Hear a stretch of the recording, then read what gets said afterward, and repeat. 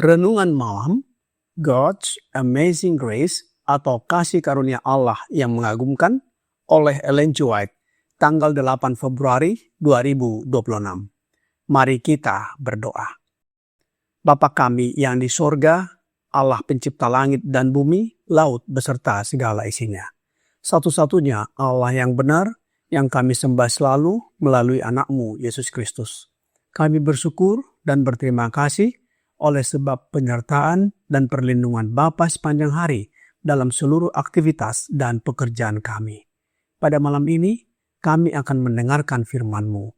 Mohon karuniakan Roh Yesus Kristus dalam hati kami, menuntun dan mengajari kami agar dapat mengerti dan menghidupkan setiap firman yang kami pelajari dan dengarkan.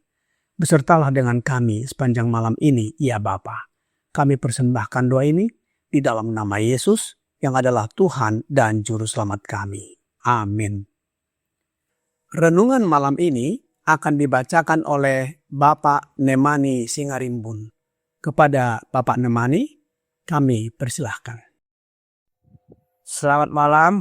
Bacaan renungan kita pada malam hari ini, tanggal 8 Februari 2026 adalah prosesi kerajaan. Ayat temanya terdapat dalam Zakaria 9 ayat 9. Bersorak-soraklah dengan nyaring, hai putri Sion. Bersorak-soraklah, hai putri Yerusalem. Lihat, rajamu datang kepadamu. Ia adil dan jaya. Ia lemah lembut dan mengendarai seekor keledai beban yang muda. 500 tahun sebelum kelahiran Kristus, Nabi Zakaria telah menubuatkan kedatangan raja kepada Israel. Kristus mengikuti kebiasaan Yahudi untuk suatu perarakan kerajaan. Begitu ia duduk di atas anak keledai itu, terdengarlah sorak kemenangan yang menggema di udara. Orang banyak menyambutnya sebagai Mesias, raja mereka. Mereka tidak memiliki panji-panji kerajaan untuk memimpin prosesi kemenangan itu. Tapi mereka menebang dahan-dahan palma yang lebar, lambang kemenangan dari alam, dan melambaikannya tinggi-tinggi dengan sorak-sorai dan seruan Hosana. Belum pernah sebelumnya dalam kehidupannya di dunia, Kristus mengizinkan perayaan seperti itu. Ia dengan jelas mengetahui akibatnya. Hal itu akan membawanya ke salib. Namun memang menjadi tujuannya untuk secara terbuka memperkenalkan dirinya sebagai penebus. Ia ingin menarik perhatian kepada pengorbanan yang akan menjadi puncak dari misinya. Belum pernah dunia menyaksikan prosesi kemenangan seperti itu. Itu tidak seperti parade para penakluk besar dunia. Tidak ada barisan tawanan yang berduka sebagai tanda keberanian raja yang menang. Tetapi di sekitar Juru Selamat terdapat piala-piala kemenangan yang mulia dari pekerjaan kasih-Nya bagi manusia berdosa. Ada orang-orang yang telah dibebaskannya dari kuasa setan, memuji Allah atas pembebasan mereka. Orang buta yang telah dipulihkan penglihatannya berjalan di depan. Orang bisu yang lidahnya telah dilepaskan berseru paling keras dengan Hosana. Orang lumpuh yang telah disembuhkan melompat kegirangan. Lazarus yang tubuhnya pernah membusuk di dalam kubur, tetapi kini bersukacita dalam kekuatan hidup yang mulia, memimpin hewan yang ditunggangi Juru Selamat. Pemandangan kemenangan itu ditetapkan oleh Allah sendiri. Hal itu telah dinubuatkan oleh Nabi, dan manusia tidak berdaya untuk menggagalkan maksud Allah. Sama mustahilnya bagi para imam dan penguasa untuk menghalangi sinar matahari bersinar di bumi. Seperti halnya mereka berusaha menutupi dunia dari pancaran kemuliaan matahari kebenaran. Meskipun ada segala perlawanan, kerajaan Kristus diakui oleh rakyat. Demikianlah bacaan renungan kita pada malam hari ini. Terima kasih, Tuhan Yesus memberkati. Terima kasih atas penata layanan Bapak Nemani. Tuhan Yesus memberkati. Saudara-saudari dalam Yesus Kristus, pada zaman Yesus, arak-arakan atau prosesi dalam tradisi Yahudi adalah prosesi umum yang menandai pengakuan seorang raja dan biasanya ditandai dengan sorak-sorai rakyat, penggunaan tunggangan seperti keledai sebagai simbol pemerintahan damai. Dapat kita baca dalam 1 Raja-Raja 1 ayat 33-40. Serta tindakan penghormatan seperti membentangkan jubah di jalan dan melambaikan daun palma atau palem. Lukas 19 ayat 36 dan Yohanes 12 ayat 13. Dalam tradisi Israel, prosesi kerajaan biasanya menandai penobatan atau pengakuan raja dan dilakukan secara terbuka di hadapan rakyat. Unsur-unsur yang terlibat sebagai ciri-ciri prosesi kerajaan adalah tunggangan raja. Sering digunakan hewan keledai atau bagal, bukan kuda perang, dan sorak-sorai rakyat. Hal ini sebagai simbol sukacita kemenangan dan pengakuan umum atas otoritas raja. Contoh prosesi kerajaan dalam Alkitab dapat kita baca di dalam 1 Raja-Raja 1 ayat 33 dan 34 serta ayat 39 dan 40 pada waktu penobatan Raja Salomo. Mengapa hewan yang ditunggangi adalah keledai? Karena keledai melambangkan pemerintahan damai, bukan peperangan. Inilah latar belakang mengapa Yesus memilih keledai, bukan kuda atau hewan lainnya. Mengapa prosesi masuknya Yesus ke Yerusalem adalah prosesi kerajaan? Karena Injil Matius 21 ayat 5-9 menyatakan, "Katakanlah kepada putri Sion, lihat rajamu datang kepadamu, ia lemah lembut dan mengendarai seekor keledai beban yang muda." Maka pergilah murid-murid itu dan berbuat seperti yang ditugaskan Yesus kepada mereka. Mereka membawa keledai betina itu bersama anaknya, lalu mengalasinya dengan pakaian mereka, dan Yesus pun naik ke atasnya. Orang banyak yang sangat besar jumlahnya menghamparkan pakaiannya di jalan. Ada pula yang memotong ranting-ranting dari pohon-pohon dan menyebarkannya di jalan. Dan orang banyak yang berjalan di depan Yesus dan yang mengikutinya dari belakang berseru, katanya, "Hosana bagi anak Daud, diberkatilah dia yang datang dalam nama Tuhan, Hosana di tempat yang maha tinggi." Jelas bahwa prosesi ini adalah prosesi kerajaan, di mana Yesus diakui sebagai seorang raja dari keturunan Daud. Dan prosesi ini telah dinubuatkan oleh Nabi Zakaria di dalam Zakaria 9 ayat 9.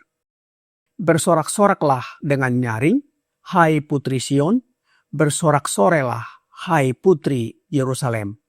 Lihat, rajamu datang kepadamu, ia adil dan jaya, ia lemah lembut dan mengendarai seekor keledai beban yang muda." Apa pandangan orang Yahudi terkait prosesi ini? Bagi orang Yahudi saat itu, tindakan Yesus langsung terbaca sebagai klaim kerajaan yang menyatakan bahwa Yesus adalah raja, bukan sekedar prosesi biasa. Apa buktinya? Yang pertama adalah Yesus menunggang keledai sebagai simbol bahwa Yesus adalah raja damai. Matius 21 ayat 2-5. Yang kedua, jubah di jalan sebagai tanda penyerahan dan penghormatan. Mereka membentangkan jubahnya di jalan. Dapat kita baca dalam Lukas 19 ayat 36. Yang ketiga, daun palem atau daun palma sebagai simbol kemenangan dan pembebasan nasional. Dapat kita baca di dalam Yohanes 12 ayat 13 dan juga Imamat 23 ayat 40. Yang keempat adalah seruan rakyat, pengakuan sebagai Mesias. Hosana, diberkatilah dia yang datang dalam nama Tuhan. Dapat kita baca dalam Mazmur 118 ayat 25 dan 26, dan juga Matius 21 ayat 9. Semua unsur ini secara kolektif membentuk prosesi kerajaan, bukan peristiwa spontan tanpa arti. Banyak yang meyakinkan diri bahwa saat pembebasan Israel telah tiba, dalam bayangan mereka melihat orang-orang Romawi tercerai-berai dan diusir dari Yerusalem, dan bangsa itu sekali lagi bebas dari kuk penindasan. Roh Nubuat di dalam The Desire of Ages, halaman 572, paragraf 2 berkata, belum pernah dunia menyaksikan prosesi kemenangan seperti ini. Hal ini tidak seperti yang dilakukan para penakluk dunia yang terkenal. Tidak ada barisan tawanan yang berduka sebagai lambang keberanian raja yang menang. Namun di sekitar Juru Selamat terdapat piala-piala kemenangan yang mulia dari pekerjaan kasih-Nya bagi manusia berdosa. Prosesi ini menggambarkan iringan-iringan penuh sukacita saat Yesus memasuki Yerusalem. Di antara kerumunan besar tersebut, ada orang-orang yang telah mengalami kuasa penyelamatan dan penyembuhan secara langsung. Para tawanan yang dibebaskan dari kuasa setan memuji Allah. Orang buta yang telah melihat kembali berjalan di depan. Orang bisu berseru, Hosana, dan orang lumpuh melompat dengan sukacita sambil melambaikan ranting pohon palem. Para janda, anak yatim, dan penderita kusta yang telah disembuhkan meninggikan nama Yesus. Sementara mereka yang pernah dibangkitkan dari kematian turut bersukacita. Lazarus yang dahulu mati namun kini hidup kembali berjalan di sisi Juru Selamat, menuntun keledai yang ditungganginya. Semua bersatu dalam pujian menyambut Yesus sebagai Raja kemuliaan. Dan kejadian prosesi ini tersebar luas dan tidak ada yang dapat menahannya. Semuanya ini atas pimpinan Allah. Selanjutnya, masih dalam tulisan yang sama, di dalam paragraf 3 berkata, pemandangan kemenangan itu adalah ketetapan Allah sendiri. Hal itu telah dinubuatkan oleh Nabi, dan manusia tidak berkuasa untuk menggagalkan tujuan Allah. Inilah prosesi kerajaan pertama yang menyatakan bahwa Yesus datang sebagai Raja yang lemah lembut, mengendarai keledai, membawa keselamatan melalui pengorbanannya. Dan akan ada prosesi kedua, yaitu pada saat Yesus datang sebagai Raja yang mulia dan berkuasa untuk menjemput umat-umatnya yang setia kepadanya bersama-sama dengan malaikat-malaikatnya. Matius 16 ayat 27. Sebagaimana sambutan orang banyak yang disembuhkan Yesus di Yerusalem, demikian juga nantinya sambutan orang-orang yang setia pada kedatangannya yang kedua kali. Wahyu 19 ayat 6 dan 7 berkata, lalu aku mendengar seperti suara himpunan besar orang banyak, seperti desau air bah, dan seperti deru buruh yang hebat. Katanya, haleluya, karena Tuhan Allah kita yang Maha Kuasa telah menjadi Raja. Marilah kita bersukacita dan bersorak-sorai dan memuliakan Dia, karena hari perkawinan anak domba telah tiba dan pengantinnya telah siap sedia. Saudara-saudari dalam Yesus Kristus, umat yang setia akan menyambut Kristus dengan sorak kemenangan, penuh sukacita dan penyembahan, karena akhirnya mereka melihat Raja yang telah mereka nantikan datang untuk menjemput mereka ke rumah kekal yang telah disediakannya. Oleh sebab itu, marilah kita kabarkan berita kedatangan Kristus yang kedua kali. Walaupun banyak tantangan, namun tidak ada yang dapat menggagalkan atau menahan pekabaran ini, agar semua orang dari segala bangsa bersiap menyambut Sang Raja, bukan lagi naik keledai, tetapi datang di atas awan-awan disertai para malaikatnya. Kiranya pekabaran ini membawa pembaharuan dan sukacita bagi kita. Tuhan Yesus memberkati. Mari kita berdoa. Bapa kami yang di sorga, terima kasih atas firman yang sudah kami dengarkan malam ini. Betapa sukacita orang-orang yang menyambut kedatangan Yesus di Yerusalem, khususnya mereka yang telah disembuhkan dari segala penyakit. melepaskan mereka dari tawanan setan, bahkan yang dibangkitkan dari kematian. Demikian juga nantinya, umat-umat yang setia yang Bapa lepaskan dari dosa, akan menyambut kedatangan anakmu Yesus Kristus kedua kali.